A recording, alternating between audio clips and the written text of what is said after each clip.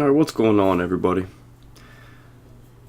This story's starting to make a little bit of headlines, but it's not being talked about too much.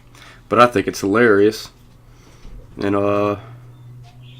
so I thought I'd talk about it with y'all. American woman who fled her home in Alabama to join ISIS in Syria now admits she made a big mistake and wants to return to her family in the U.S.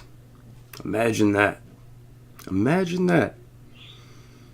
You leave to go fight against everything America stands for, and then you get there and you realize, oh crap, this ain't no good at all. She said, we're basically in the time of ignorance, and then became jihadi. If you like to describe it that way. This woman's... Yeah. 24-year-old Hoda Muthana told The Guardian in an interview speaking from Al-Hol refugee camp in northeastern Syria. Muthana, who was married 3 times in Syria to Islamic State fighters and lives at the refugee camp with her 18-month-old son, Adam, that's kind of a biblical name, odd, says she deeply regrets joining the terrorist group and claims she was brainwashed. Yeah, if you can be brainwashed by a bunch of murderous thugs and fools that are corrupting a whole religion and making them look really bad, making that whole religion look bad, then what's to say that you're any better now? If you were brainwashed by these fools one time, doesn't that make it a little bit easier for you to be brainwashed by some other foolish group later on down the road? She said, I look back now and think I was very arrogant. She told the news outlet.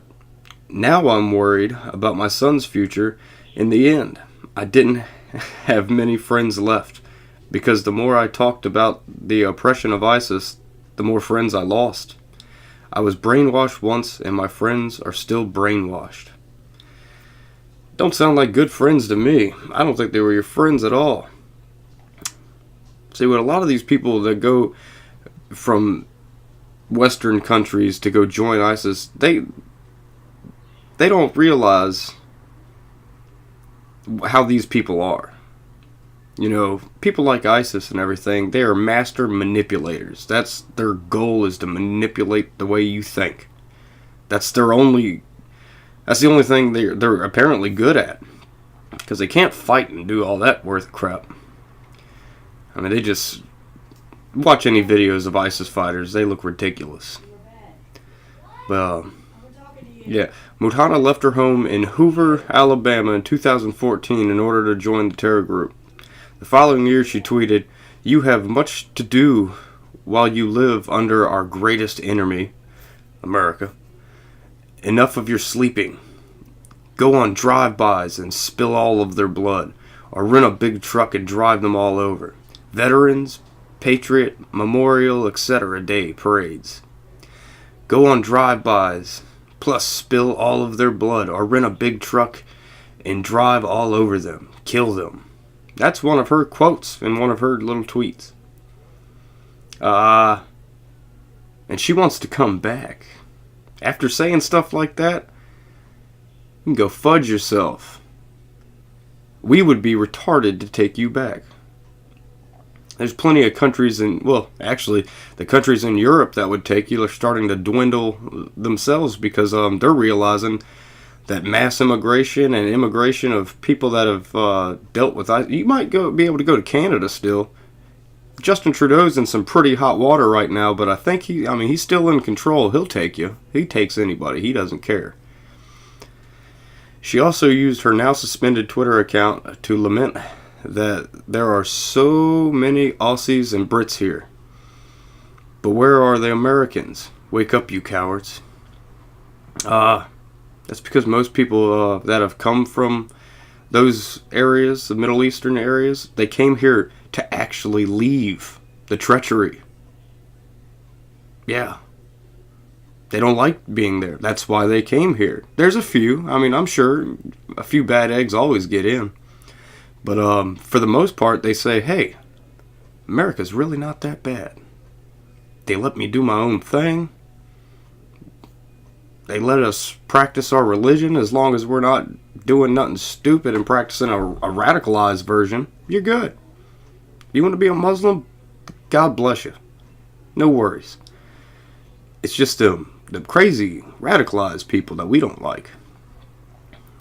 She added that American ISIS supporters who could make it to Syria should terrorize the kuffar, a derogatory form for non-Muslims. So, yeah, that would be most of America. And according to The Guardian, Muthana fled the Syrian village of Susa 6 weeks ago before being captured by Kurdish forces who transferred her to Al-Hol. This woman is crazy. Sitting there openly saying on Twitter, of all places, that people that are still here in America Muslims in America should just try to rise up and kill as many Americans as possible. And she wants to come back. That's pretty funny. The irony in it is beautiful. I didn't know what I was getting into when I left, she said. I was hoping that maybe, for the sake of me and my child, they'd let me come back. Because I can't live in this camp forever. Should have thought about that before you left. Would have probably been a smart thing. Muthana, who said she has not been in contact with U.S. officials since her capture, is seeking the same outcome. Oh, that was her friend. That was her friend that said that first one, because apparently she has a friend that's from London, and she did the same thing. Her name's Begum. Yeah, I don't want to get into her too much. But I would tell the U.S. officials, please forgive me for being so ignorant. And I was really young and ignorant. And I was 19 when I decided to leave, she told The Guardian. I believe that America gives second chances, not to terrorists. Not to terrorists. Not to people who openly express trying to kill Americans. We shouldn't. I want to return, and I'll never come back to the Middle East. America can take my passport, and I wouldn't mind. I don't think we should want you back. Just because you think you're not still brainwashed doesn't mean you're not. The crap that you've done, the stuff you've said, the things you've seen, that's always going to be in there, sweetheart. I hate to tell you. According to the report, Muthana's first two husbands were killed fighting for ISIS. Her second husband and father of her son was killed in Mosul. She described her experience with ISIS as very mind-blowing. It's kind of punny. I like it. It was like a movie, she said. You read one book and you think you know everything. I'm really traumatized by my experience. We starved and we literally ate grass. Well, that's what you get. That's what you get. You joined a terrorist organization.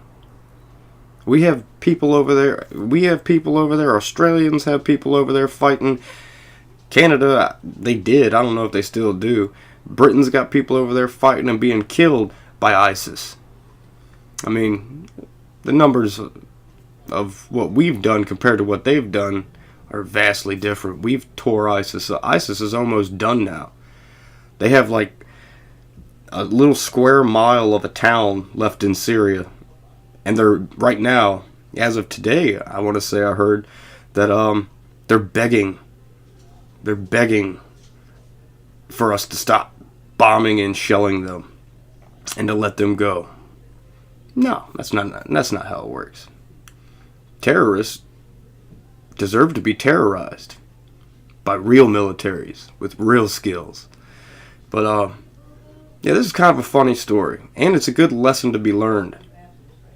Anybody who's thinking about joining some type of radical hate group of any type, take this as a lesson. Take this as a lesson, because once you join, you're going to see real quick that the grass is not greener. But you eat a lot of it, apparently. But yeah, I just thought I'd share that story because I particularly thought that was funny. And that's what she gets. But as always, like, share, subscribe. I'll catch y'all on the flip side.